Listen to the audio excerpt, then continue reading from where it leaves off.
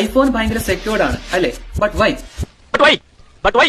അതിന്റെ main reason ഇതിൽ hidden ആയി കിടക്കുന്ന ഒരു പ്രോസസറാണ്. യെസ്, അതിന്റെ പേരാണ് ദ സെക്യൂർ എൻക്ലേവ്.